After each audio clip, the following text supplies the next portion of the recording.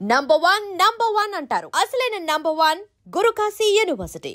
So ఈ ఏ సాంగ్స్కి మీరు ఎక్కడ డిస్క్లైమర్ ఇవ్వలేదు, అంటే తాగద్దని కానీ ఇంకేదైనా కానీ ఎక్కడ కూడా డిస్క్లైమర్ లేదు, ఇవ్వాల్సిన అవసరం కూడా రాలేదు బేసిక్గా.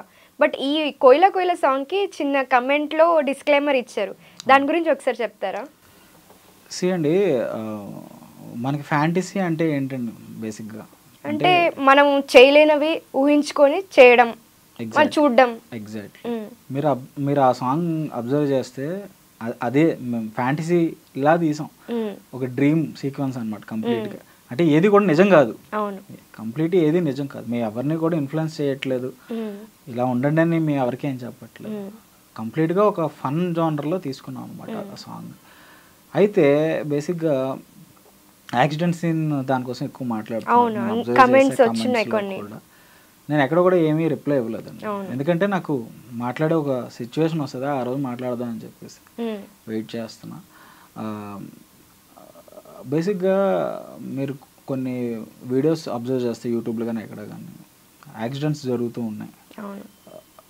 ఎవరికి కూడా వెళ్ళి మనం సాయం చేద్దాము, వాళ్ళని కాపాడదాము, మేబీ ఆ అతన్ని కాపాడితే రికార్డ్ చేస్తారండి, కంప్లీట్ రికార్డ్ చేస్తారు. అంటే ఆ ఫ్రాక్షన్ ఆఫ్ సెకండ్స్లో వాళ్ళు వెళ్ళి సీపీఆర్ చేస్తే బతుకుతాడు ఆ మనిషి. బట్ వీళ్ళు ఏంటంటే వీడియోస్ తీసుకుంటూ కూర్చో. సో ఇలాంటి వాటి మీద ఎవరు కూడా డిస్కషన్ ఏమీ ఉండదు, కానీ మనం తీసిన ఎంటర్టైన్మెంట్ వేలో దీని మీద మాత్రం కమెంట్ చేస్తున్నారు. అంటే నా దాంట్లో కూడా మీరు ఆ పర్సన్ ని తీసుకెళ్లారు కదా, అక్కడే వదిలేదు.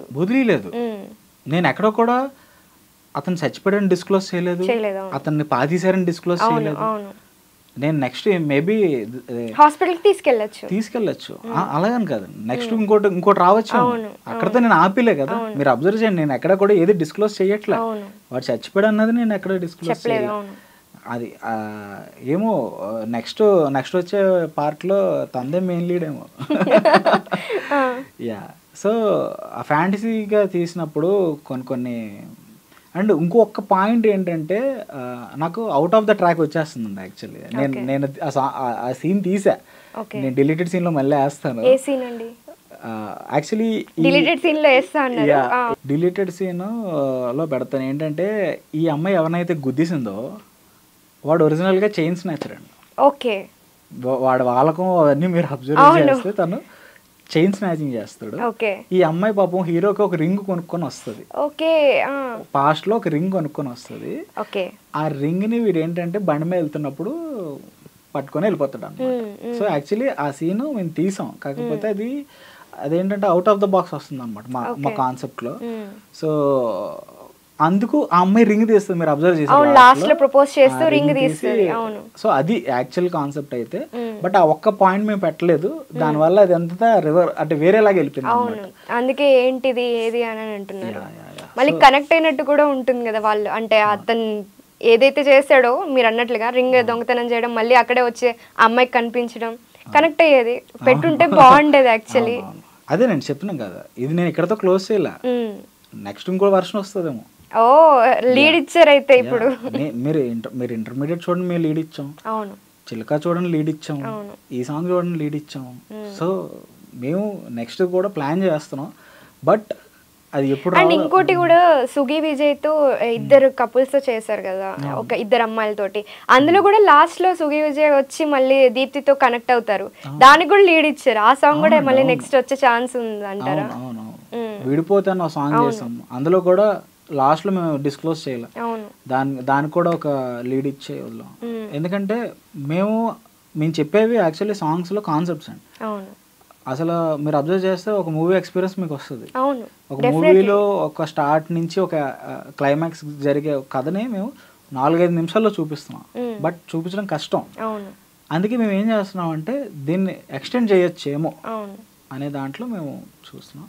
బట్ ఏదో ఒకటి లైక్ రాంగ్గా అర్థం చేసుకున్న వాళ్ళు కోయిల వాళ్ళకైతే సారీ చెప్తున్నా. అండ్ మేమేమీ కావాలని ఏమీ చేయలేదు, మేము ఎంటర్టైనింగ్ విధంగానే మేము తీసాం. కాకపోతే అది అలా అర్థం చేసుకుంటే లైక్ నేనేం చేయలేను, అండ్ మేము కూడా అవి ఇన్ఫ్లుయెన్స్ చేయాలని ఏం కాదు. అది మేమేంటంటే అంటే సపోజ్ ఇప్పుడు చూడండి, ఒకరు సైలెంట్గా పక్క కూర్చున్న వాళ్ళని నువ్వు ఇంట్రోవర్టర్ అని టక్మని అనేస్తారు. అవును, వాడు ఫీల్ అవుతాడు, అవును, ఖచ్చితంగా ఫీల్ అవుతాడు. అసలే మాట్లాడాడు. ఇప్పుడు ఏదైతే ఆ మాట అంటారో ఇంకా తెలియని ఇన్ఫీరియారిటీ కాంప్లెక్స్కి వెళ్తారు. అలాంటి వాళ్ళకి ఒక టాబ్లెట్ ఇస్తే ఏంటి పరిస్థితి? ఆ అమ్మాయి ఎక్స్ట్రావర్ట్లో మారింది, పోనీ మారిన తర్వాత ఏవైనా లైక్ మిగతా వీళ్ళందరికీ కూడా చుక్కలు చూపించేస్తుంది అనమాట. సో యాక్చువల్లీ అది నేను అనుకున్న పాయింట్ అనమాట, అంతే, అంతకు మించి ఏం లేదు. లేదా ఎక్స్ట్రావర్ట్లు ఇలాగా వెళ్ళి గుద్దేస్తారా, ఇలా ఉంటారా, అలా ఏం కాదండి. జస్ట్ ఏంటంటే ఎక్స్ట్రావర్ట్ లో ఏంటంటే మీరు అబ్జర్వ్ చేస్తే అవతలోడు ఫీల్ అవుతాడు లేదో పక్కన పెడితే వీళ్ళు చెప్పాల్సింది చెప్పేస్తాం, చేసేస్తాం. అవతలోడు ఫీల్ అవుతారా అనేది సెకండరీ.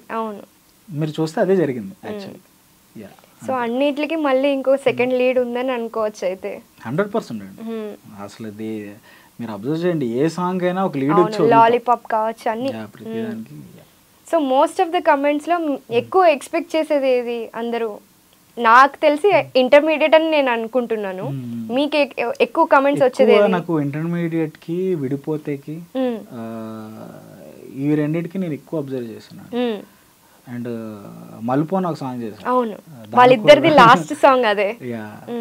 దానికి కూడా చాలా మంది అడుగుతారు.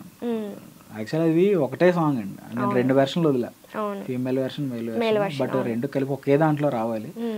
అక్కడ కూడా టైం ప్రాబ్లం అవుతుంది. 10 minutes దాటితే అది షార్ట్ ఫిల్మ్ కింద అవుతుంది కానీ సాంగ్ కింద అవుతుంది. సో దాన్ని కట్ చేసి 2 విధాలుగా వదిలాం అనమాట.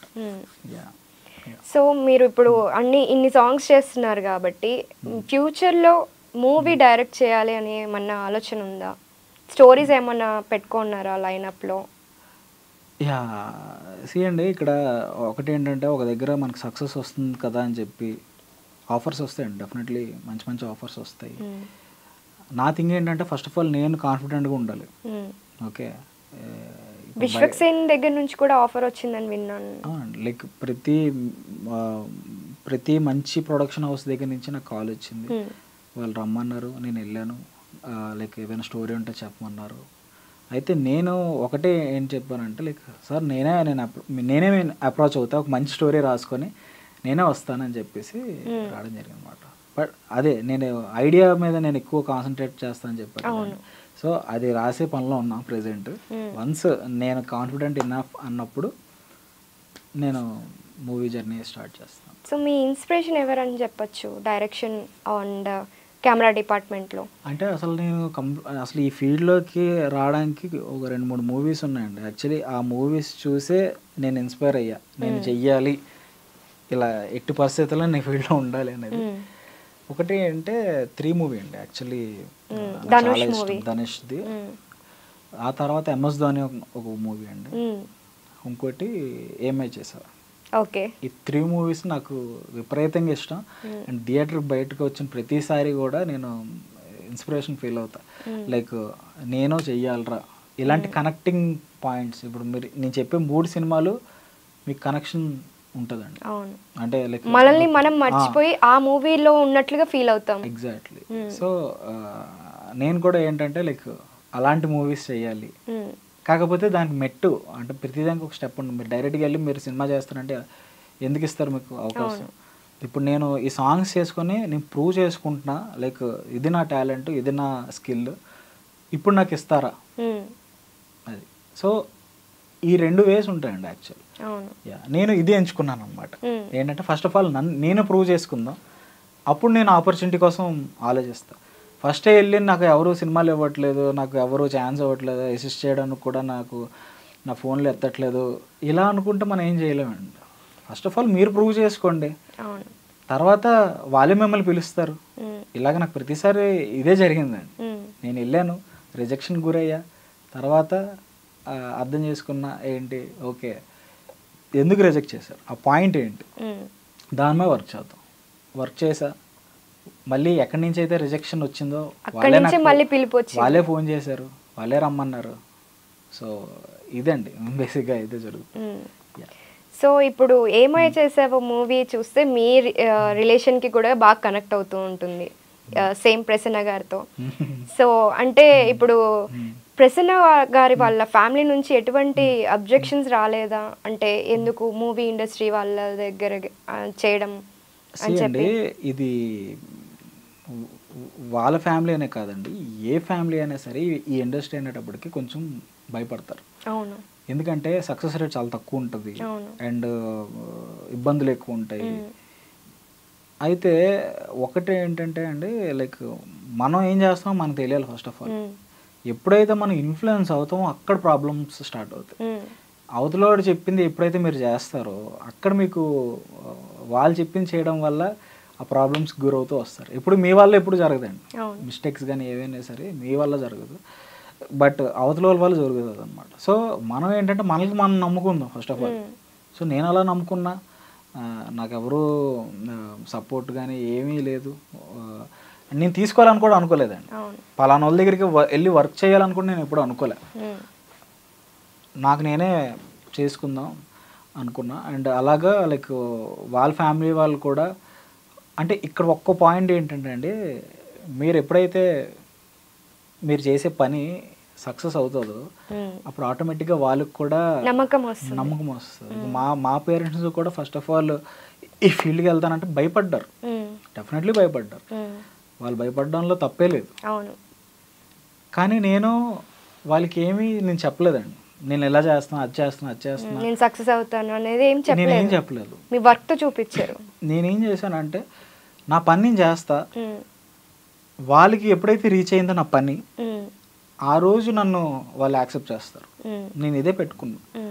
నేను చేసేవి న్యూస్ పేపర్లో వచ్చాయండి, లైక్ ఇలా ఇంటర్వ్యూస్ నేను ఇవ్వడం జరిగింది TV9కి. ఇలా మంచి మంచి ఇప్పుడు మన ఐ డ్రీమ్ కూడా ఇచ్చా. సో మా ఫ్యామిలీ అందరూ కూడా నా ఇంటర్వ్యూస్ కూర్చొని చూస్తున్నారు. సో ఇది అంటే యాక్చువల్లీ ఇది కదా సక్సెస్ అంటే. ఎగ్జాక్ట్లీ.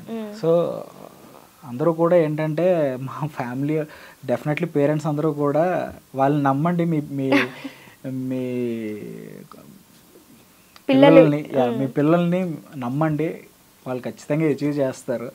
వాళ్ళకి ఒక్క ఛాన్స్ ఇచ్చి చూడండి అంతే, ఒక్క ఛాన్స్ ఇవ్వండి, డెఫినెట్లీ వాళ్ళు ప్రూవ్ చేసుకుంటారు. నేను నా లైఫ్లో నేను అదే చేసా, ప్రూవ్ చేసుకున్నాను కాబట్టి అందరూ నన్ను యాక్సెప్ట్ చేస్తున్నారు.